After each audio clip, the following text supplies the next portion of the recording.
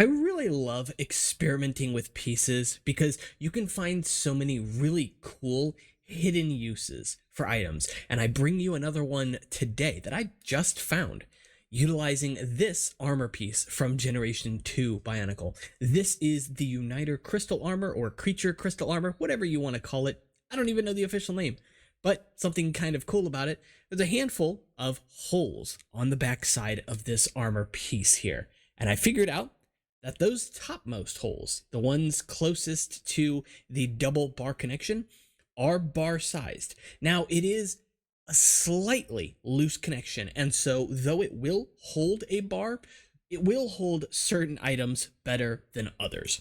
This, for example, was another piece I brought in here to test, and it will go in there quite nicely, but it can kind of move around a little bit. The piece is fairly large, there's a lot of leverage there, and so it does make sense. However, something else that I found with this piece is that using pieces that are a little more flexible, like these here, these bars can not only go in those uppermost holes, but the larger holes towards the center as well. The piece has to be flexible for this to work, because those holes in the center are just a little too narrow for a regular bar. But because these are flexible, these can bend. And that's actually how I discovered this connection. I was playing around with a build for a leg that honestly is not nearly posable enough, but it looks aesthetically pleasing. And this is what I was working on here. And I needed something to fill out the back. I had that crystal armor, and at first I didn't really want to use it, but I really wanted these spikes to be on the back as well. Granted, I did want them closer to the actual leg, but hey, playing around with it, I found this and I figured, okay, I've got to go record something at the very least. And so, yeah, this is what actually helped me to discover it.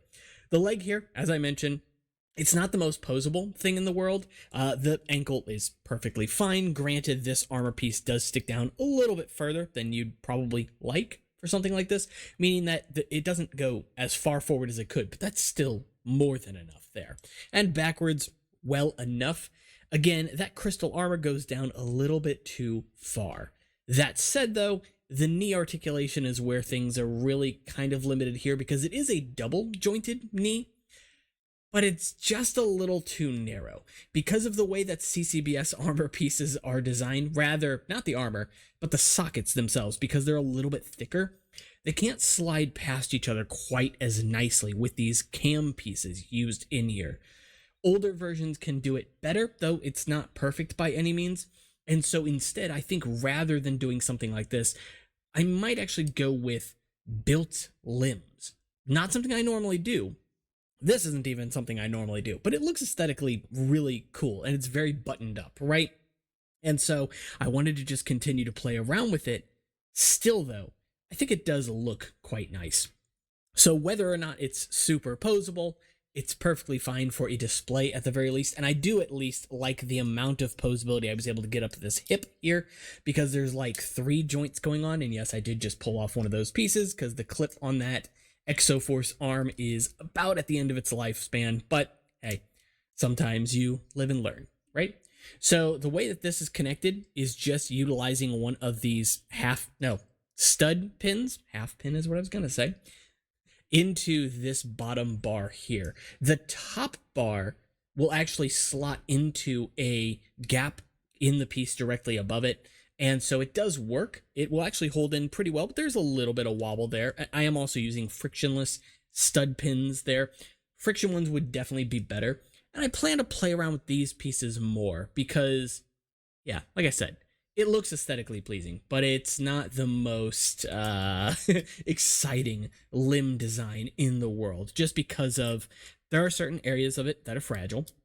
And again, it's just, this isn't the type of build that I normally do. You guys know that. I get a lot of comments talking about how I tend to build simpler. I don't want to say simple stuff because that's misleading, but use a simpler style, a more straightforward style. And that's my thing. That is what I actually really enjoy when I am designing parts, when I am designing builds, when I'm designing etc. Right? I just got shot in the eye with that pen, and I don't know where it went. Anyway, but yeah, with that said, though, that was good because I got that on camera. I don't know if it frame rate. Anyway, as I was saying, you guys comment a lot on how the designs that I tend to make lean towards the more simple side of things. And when I say simple, it doesn't mean that they're simple to put together or to work on. They're not difficult either. Rather, it's kind of what you see is what you get with most of my builds. And I do that on purpose because I always encourage people to take apart my designs or try to reverse engineer them if they don't want to just like check out the Discord, or if I don't have the design up ready to go on Discord, because I love to challenge people, right? And that is a really excellent way to do it. When you are inspired to build something, but you don't know how to build it, that can lead to a lot of fun. In fact, this is something I actually used to do in the past. I have a folder on my computer that I call Technic Speculation. And the idea is that the point of this folder was essentially to look forward to Technic sets coming out in the future and then try to reverse engineer them before they come out and then see how close I get once they are released. There are a couple of these sets that I've gotten 100% right. Granted, those are usually the smaller ones, straightforward ones, but even a couple of years ago, they came out with a mobile crane, and that was a fun one to reverse engineer, even if the set itself was kind of a letdown because of how hollow it was. Aesthetically, it looked fine. But yeah, it was just always so much fun to do this stuff, and I even used to do this stuff on Discord with other members as well, and we'd kind of see where we could go with certain types of builds, what parts were used here, what new pieces were coming out, and etc.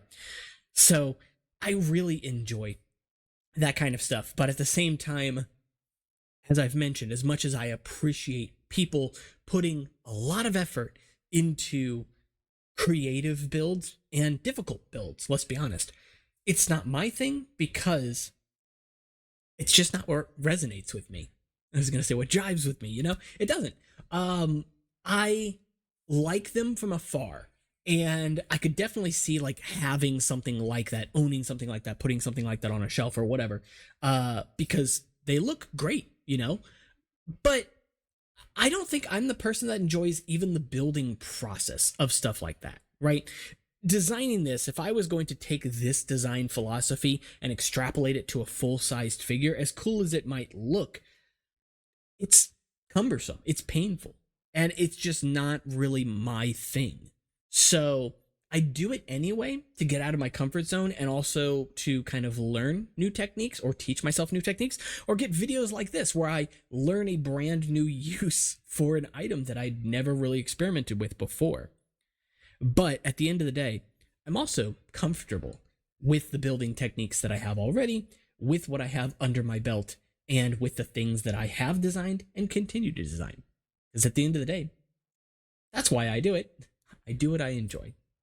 So that's pretty much it for this video, guys. If you did enjoy the video, make sure to leave a like and subscribe. It really does help out the channel. And of course, you can join the conversation in the comments. Check out the links in the description, including Patreon if you want to support the channel. Discord's down there as well. Take care.